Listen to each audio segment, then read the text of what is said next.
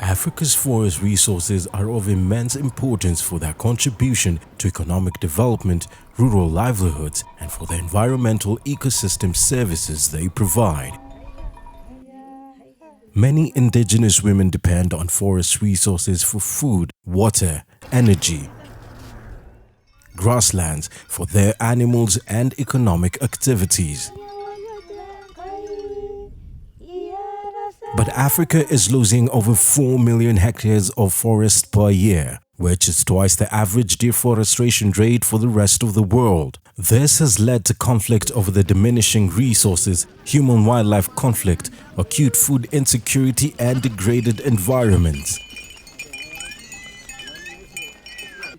Wakati wa kiangazi tuko na shida, maana tunaanza tuwezi pata maji. Unaanza kukuja hapa na upati maji. Unaanza kukuja hapa na unaenda tena kama ile unaona ile town, unapita hapo unaenda bohol lingine iko hapo, unachota tena.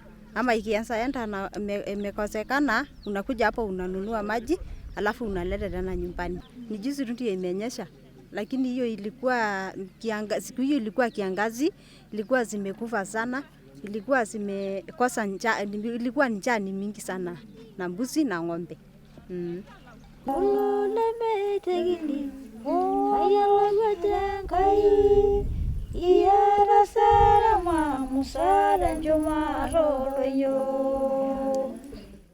In the face of changing climate, women tend to use up more time to perform their roles due to the change in their environment. They are thus left with little or no time to perform economically viable activities that could help secure household-level livelihoods.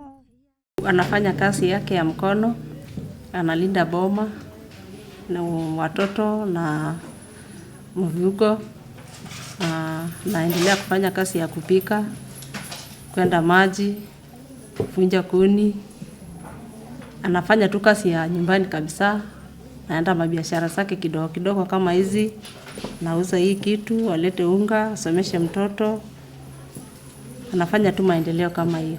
Sasa zingine unataka kushona, ingine umepata order kama moja kama hii, lakini una nafasi kwa sababu hii mahitaji ingine mingi ya nyumbani. This beadwork plays an essential part in the ornamentation of their body and also acts as an alternative for feeding their families. Depesi, a group of 107 women, meet every Wednesday to discuss their welfare, opportunities, and share ideas to assist each other. Once in a while, they find a common market for their beads. Their structure helps make savings and easy access for interested partners to meet them and assist them.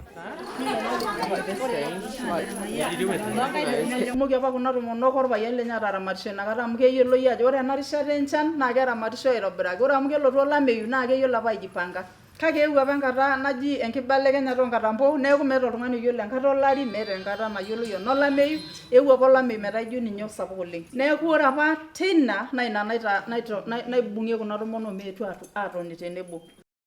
It is some of this reason that on the 15th to the 16th July 2019, 50 men and women representing 17 African countries were convened at the regional workshop on women participation in REDD+ processes in Africa to celebrate success stories of women, exchange knowledge, and develop a forward-looking roadmap on climate change. Indigenous women are going through double marginalization. Marginalization because of their culture, marginalization because they are left behind, but today they carry the burden of the climate change. In this region, where drought is almost becoming permanent, where conflicts is increasing because of climate change induced, women carry the biggest burden. We are here in this meeting in order to think ahead, but also learning where we come from and where we are, and where we want to go in the next few years. While everyone around the world feels the effects of climate change, among the most vulnerable are indigenous people living in developing nations who rely on agriculture and natural resources to survive.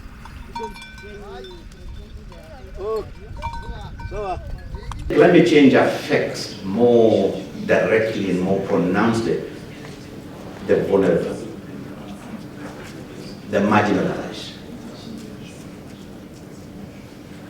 the indigenous communities. Why? Because they have been marginalized throughout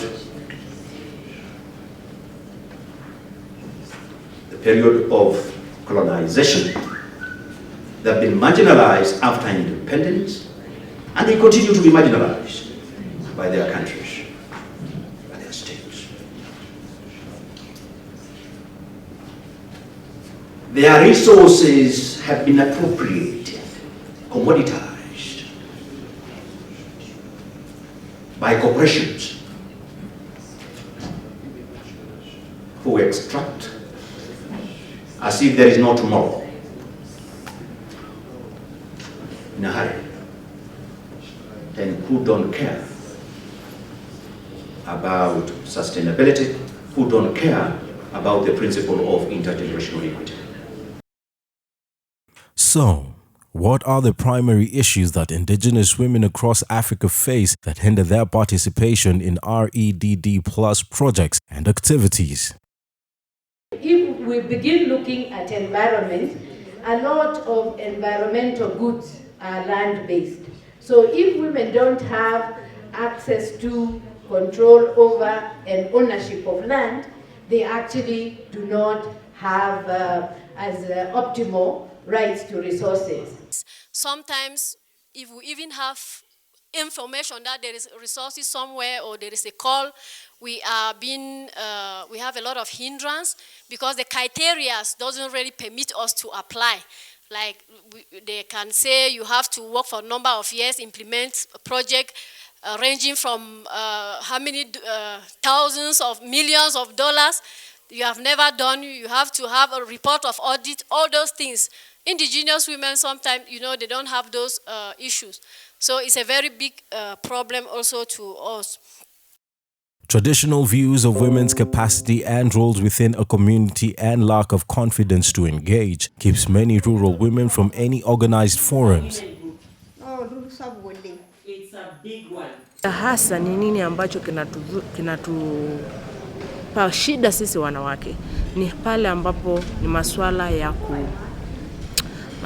ya kuwa sehemu ya maamuzi, sehemu ya kutengeneza mikakati ambayo itatusaidia sisi, hasa tunapozungumzia swala la mabadiliko ya tabia nchi. Wanawake sauti zetu hazipo. Kwa hiyo tunapo miradi inayotengenezwa ambayo yanazungumzia au inajaribu kutatua changamoto ambazo tunapitia, unakuta wanawake sauti zao, maamuzi yao hayapo, kwa sababu hata kuwepo kwenye mikutano ni changamoto. Wanawake wengi vijijini wako busy, wako wanafanya kazi ambazo ni za nyumbani ambazo zimewashika. Kwa hiyo unakuta maamuzi mengi yanakuwa yameangalia upande mmoja. The solutions to these key issues pulled by the participants were in some cases based on experiences that had worked in the past or were seen as key levers of change to ensure that women were successfully included in all manners of development projects across sectors and REDD Plus processes and programs. In terms of livelihoods, for instance, let's not bring foreign things to the women. Let them bring out things that they are already doing that can work, and then work around that. Number 3 is political goodwill at all levels, national to grassroots. At the grassroots, we have political leaders that can help us influence women participation in REDD+ activities. And we also looked at strengthening networks for women projects, and also strengthening women champions. The last one, participation of elders or cultural leaders to influence women participation. This year we have one project in which we buy a land and we give this land to the women. when we come in a country, in a village, we buy a land, and this land we give 1 hectare for 2 women. 1 hectare for 2 women. That is the name of the project. And we want this woman, when she is tired to use this land, she must give her doctor, another person, because we know in our country, in every coast, like everywhere country in Africa, it is not. It's very hard to women to have a land. Is improved knowledge of indigenous women on REDD+ as a mechanism to reduce climate change.